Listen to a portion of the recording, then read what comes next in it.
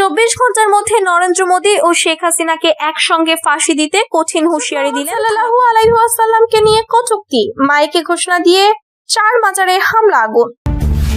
তালেবানের আমন্ত্রণে আফগানিস্তান সফরে শান্তিপূর্ণ ও উৎসব মুখর নির্বাচন আয়োজনের দায়িত্ব। ভারতের রাজনীতিতে এখন এক অবিশ্বাস্য চাঞ্চল্য তৈরি হয়েছে। গত কয়েকদিনে দিল্লি এবং বেশ কয়েকটি রাজ্যের শিক্ষা প্রতিষ্ঠান ও কলেজগুলোতে ছাত্র জনতার প্রতিবাদ তীব্র আকার ধারণ করেছে। একদিকে যেখানে সরকার এই আন্দোলন নিয়ন্ত্রণ করার চেষ্টা করছে, অন্যদিকে জনমত যে দ্রুত প্রভাবিত হচ্ছে তা পুরো রাজনীতির ভেতর হইচই ফেলে দিয়েছে। এই উত্তেজনার মধ্যে এসেছে দক্ষিণ ভারতের জনপ্রিয় অভিনেতা ও রাজনৈতিক নেতা থালাপতি বিজয়ের হুঁশিয়ারি। এক জনসভায় দাঁড়িয়ে বিজয় তার শক্তিশালী কণ্ঠে বলেছিলেন যে নির্দিষ্ট নেতাদের উপর জনগণের দৃষ্টি এখন তীক্ষ্ণ, তাদেরকে সেই জনমতের আলোচনার সামনে দাঁড় করাতে হবে। প্রতিটি শব্দই যেন জনতার মাঝে উত্তেজনা ছড়িয়েছে। মিডিয়ায় ছড়িয়ে পড়া খবরে বলা হচ্ছে আন্দোলনের কেন্দ্রবিন্দুতে রয়েছে নরেন্দ্র মোদী ও বাংলাদেশের সাবেক প্রধানমন্ত্রী শেখ হাসিনা। তথ্য অনুযায়ী সম্প্রতি ভারতীয় ছাত্র সমাজের তীব্র প্রতিবাদের মুখে মোদী কয়েকটি নিরাপত্তা এলাকা থেকে পালানোর চেষ্টা করেছেন।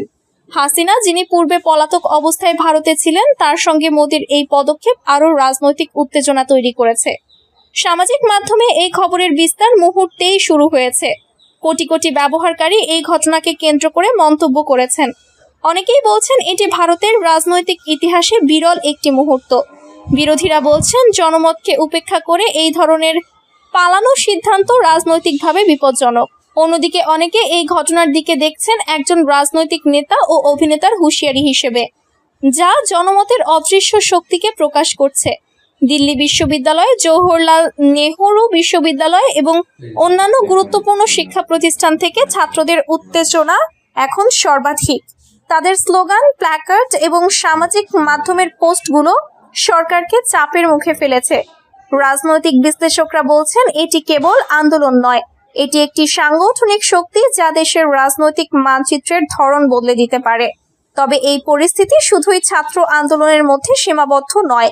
জনমতের রূপান্তর এবং মিডিয়ায় প্রতিক্রিয়ার দিক বিবেচনা করে দেখা যায় এটি একটি রাজনৈতিক সংকেত বয়ে নিয়ে আসছে, যেখানে মানুষ দাবি করছে দায়িত্বপ্রাপ্ত নেতারা জনগণের সামনে আত্মপ্রকাশ করুন, জনগণের প্রশ্নের জবাব দিন। এখানেই থালাপতি বিজয়ের হুঁশিয়ারি বিশেষভাবে গুরুত্ব পায়। বিজয় তার বক্তব্যে বলেন এটি কেবল হুঁশিয়ারি নয়, এটি জনমতের একটি প্রতিফলন। ক্ষমতায় থাকা বা সাবেক নেতারা জনগণের প্রশ্নের মুখোমুখি দাঁড়াতে বাধ্য। কোনো ধরনের পালানোর সুযোগ নেই। দেশের মানুষ এবং ছাত্র সমাজ তাদের দৃষ্টিতে সব সময় উপস্থিত। এই মন্তব্য ভিডিও ক্লিপ আকারে সোশ্যাল মিডিয়ায় ভাইরাল হয়েছে এবং ইতোমধ্যেই হাজার হাজার মন্তব্য তৈরি হয়েছে। রাজনৈতিক বিশ্লেষকরা মনে করছেন জনমত এবং ছাত্র আন্দোলনের এই মিলিত চাপ ভবিষ্যতে আরো বড় সিদ্ধান্তে প্রভাব ফেলতে পারে। তাদের বক্তব্য অনুযায়ী সরকার যদি শান্তিপূর্ণ ও সংলাপমূলক পদক্ষেপ না নেয়, তবে রাজনৈতিক উত্তেজনা আরো বাড়বে। অপরদিকে জনতার প্রতি শান্তিপূর্ণ হুঁশিয়ারি এবং আইনি প্রক্রিয়ার গুরুত্ব এদের বক্তব্যে বিশেষভাবে উঠে এসেছে। এবার প্রশ্ন হলো ভবিষ্যতে কি হবে? রাজনৈতিক উত্তেজনা এবং জনমতের চাপ কি নেতা পর্যায়ে বাস্তব পরিবর্তন আনবে, নাকি পরিস্থিতি কেবল উত্তপ্তভাবে সীমাবদ্ধ থাকবে? এর উত্তর এখনো অজানা।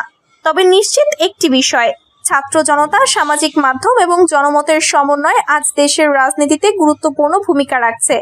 শেষমেশ থালাপতি বিজয়ের বক্তব্য কেবল হুঁশিয়ারি নয়, এটি জনমতের প্রতিফলন। এটি মনে করিয়ে দিচ্ছে যে কোনো রাজনৈতিক নেতাকে জনগণের চোখের সামনে